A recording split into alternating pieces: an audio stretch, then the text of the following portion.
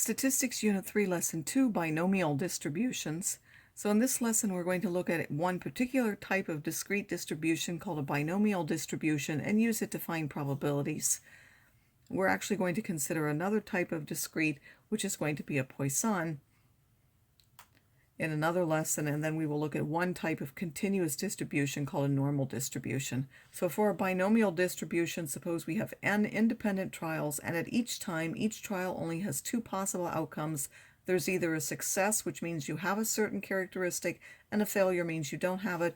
Doesn't have to be something good. A success could mean that you failed a test. A success could mean that you had a disease. It just happens to be with a particular one that you're trying to count.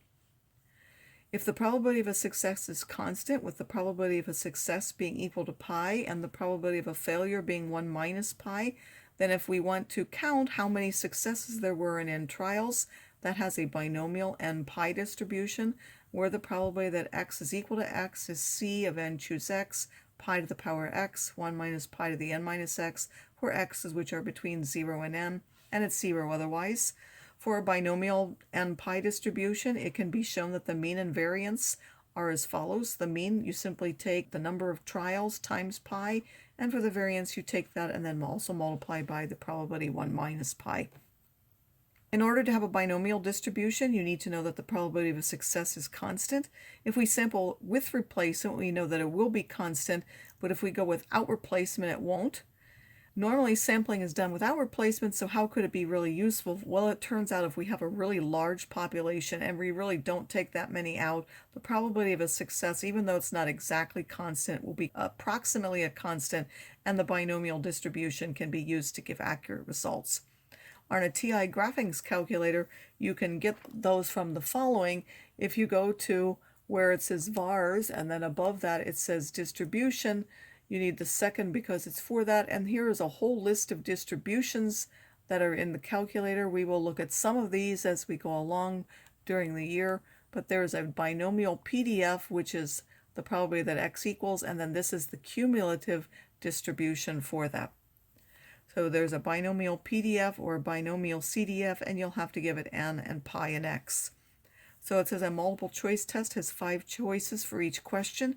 If a classmate randomly guesses on 10 such questions, find the probability distribution for the number of correct answers on the test, give its mean and variance.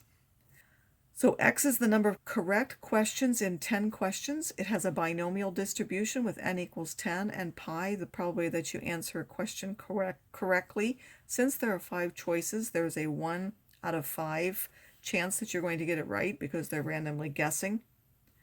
Therefore, the distribution will be the probability that x is equal to a particular number. X is c of 10 choose x, 1/5 to the x, and then 1 minus that number, or 4/5 to the 10 minus x, for the x's which go from 0 up to 10.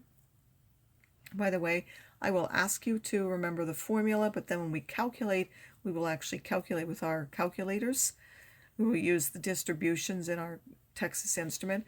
The mean of that is simply going to be 10 times pi, so you would multiply that and get 2, so one would get 2 correct on average. The variability in that would be 10 times 1/5 times 4/5, which would now be 1.6. If we want the probability, what is the probability that they get 6 or more answers correct? Well, 6 or more answers mean that they will have passed that test. So what is the probability that they pass the test by guessing? The probability that x is less than or equal to 6, we could add those. That would be for 6, 7, 8, 9, and 10. Or we can do 1 minus the probability that x is less than or equal to 5.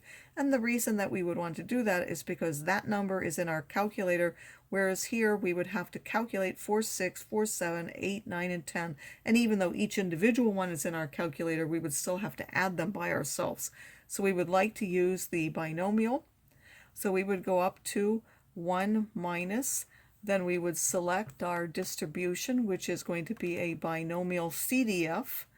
We collect this CDF, and the trials there are now 10. The probability, or the pi, that's our pi there, is 1/5 or 0.2. And then the x value that we want to know, well, we want to know for 5, so we're going to put the 5 in there. and we put 1 minus that probability, and that already calculated that that was 0.00637. We could have found this individually and then subtracted from 1 ourselves.